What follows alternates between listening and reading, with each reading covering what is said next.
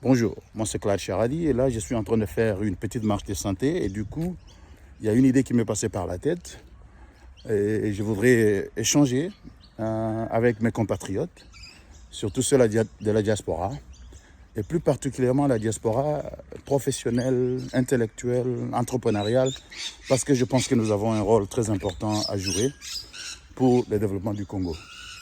Vous savez, généralement, en ce qui me concerne en tout cas, lorsque je pense au Congo, et je crois que la plupart des personnes vont se retrouver dans ces sentiments, il y a généralement deux sentiments qui nous animent. Le premier, c'est une sorte de colère. Colère, pourquoi? Parce que le pays est tellement par terre et en même temps nos autorités, elles sont toujours incompétentes, corrompues, désorganisées et rien ne marche au pays, en tout cas. Ça, c'est le premier sentiment. Le deuxième sentiment, c'est plutôt une sorte de réalisation que le Congo est tellement par terre et à cause de ça, ce n'est pas facile de gérer cette complexité monstrueuse, si vous voulez, qu'est notre pays. Parce qu'on ne sait même pas d'ailleurs par où commencer.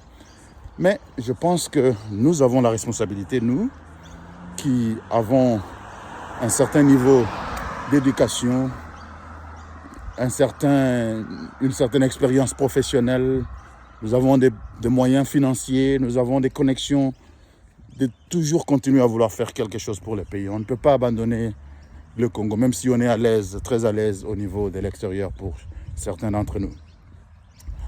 Alors, l'idée c'est quoi? Moi je me dis, qu'est-ce que moi je ferais si j'étais président du Congo? Et là, je voudrais vous inviter, vous qui regardez cette vidéo, à vous poser la même question et à répondre à cette question-là à travers des commentaires, peut-être même faire vos petites vidéos, échangeons et puis peut-être un jour on pourra voir ce qu'on peut être à mesure de faire ensemble. Voilà, si moi j'étais président au Congo, qu'est-ce que je ferais? Je vais commencer, la première des choses serait d'instaurer la loi et l'ordre. Alors qu'est-ce que ça veut dire? Parce qu'il ne faut pas se limiter au niveau de mots. Il faut aller, nous en tout cas dans l'univers anglophone, nous sommes très pragmatiques. Lorsque vous faites des énoncés, il faut aller dans les détails. Bon, la loi et l'ordre, ce n'est pas seulement une question de la police et de la justice. Ça commence là, mais ça ne se limite pas là-bas. Donc, il y aura évidemment une réforme très rapide de la justice. C'est là même que le président Félix, je pense, devrait commencer. Mais il a pris beaucoup de temps. Et il y a quand même un certain mouvement qui s'est fait. On espère que ça va évoluer. Et puis la police, là, ça traîne parce que non seulement qu'on n'a pas assez de police, nous avons une police qui est très mal formée, très mal payée et évidemment corrompue aussi, comme le reste des autorités. Et là, ça pose un problème. Donc, je mets de l'ordre très rapidement sur ça. Réforme de la justice et réforme même de la police nationale. Et puis, je crée une police municipale. Parce qu'il faudra que la police soit à côté de la population. Et j'installe un système qui permet qu'il y ait des investigations très rapides pour les abus de la police. Et la police municipale travaille en connivence avec la police nationale. Je n'ai pas beaucoup de temps pour aller dans beaucoup de détails. Ça, c'est la première des choses. Mais au-delà de ça, parce que la loi et l'ordre n'est pas seulement une question de la justice et de la police, je crée un corps d'inspecteurs de la République. Ce sont des inspecteurs qui vont aller sur le terrain, dans les quartiers, dans les communes, inspecter ce qui doit être fait ou ce qui a été fait pour s'assurer que ça a été fait bien et que cela est dans les normes. Et là où il y a un problème, qu'il y ait un système de rapport qui soit érigé pour que les responsabilités soient toujours établies à chaque niveau et que lorsque le leadership de cette inspection générale se rend compte qu'il y a des choses qui n'ont pas été faites, de sévir et de punir tous ceux qui ont failli à leurs responsabilités. Au-delà de ça, je vais créer un corps de travailleurs sociaux et de d'éducateurs sociaux. Pourquoi? Parce qu'il faut continuer d'éduquer la population, d'informer la population. Il ne faut pas simplement venir, punir.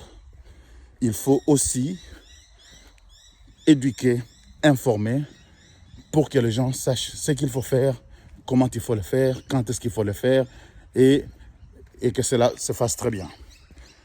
Au-delà de ça, je sais qu'il y a, comme dans chaque pays organisé, il faut qu'il y ait l'identité de chaque personne. Ça n'existe pas encore au Congo, nous n'avons pas de carte d'identité, ce qui est inacceptable. Donc, il faut qu'il y ait une carte d'identité pour chaque citoyen majeur. Au-delà de ça, il faut qu'il y ait un document d'identification pour chaque bien, comme des voitures, des véhicules, et un document de titre de propriété pour les maisons, pour les parcelles. Donc tous les biens qui ont une certaine valeur. Et parce que c'est là important pour l'imposition de l'impôt, et c'est là mon 4e point, il faut que tout le monde paye l'impôt, même ceux qui ne sont pas au travail, même ceux qui sont chômeurs.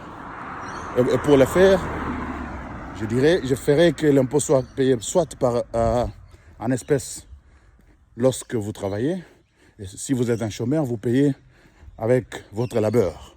On va installer des champs, des fermes communautaires dans les alentours de grandes villes pour que les gens aillent travailler et produire de la nourriture qui va aider à rabaisser ou à diminuer les prix des biens de première nécessité.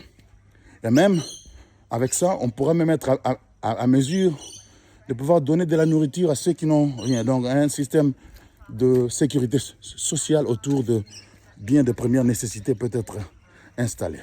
Voilà donc les 4 choses qui seront dans les baskets, si vous voulez, le panier de la loi et l'ordre. La justice, la police, l'inspection, l'éducation, tout cela au niveau communautaire, au niveau de proximité de la population. Et on a un moyen pour s'assurer que tout le monde paye des impôts. On établit une base de données qui connecte toutes ces données et que moi, le président, je vais surveiller de manière régulière pour voir ce qu'il y a comme évolution en termes de différentes mesures qu'on peut prendre pour que le pays avance. Parce que si on ne sait pas mesurer, on ne sait pas gérer non plus. Voilà, je m'arrête ici. Je vous demande, vous, de partager vos idées. Si vous étiez président, qu'est-ce que vous ferez? Et voilà, j'attends vos réactions. Merci.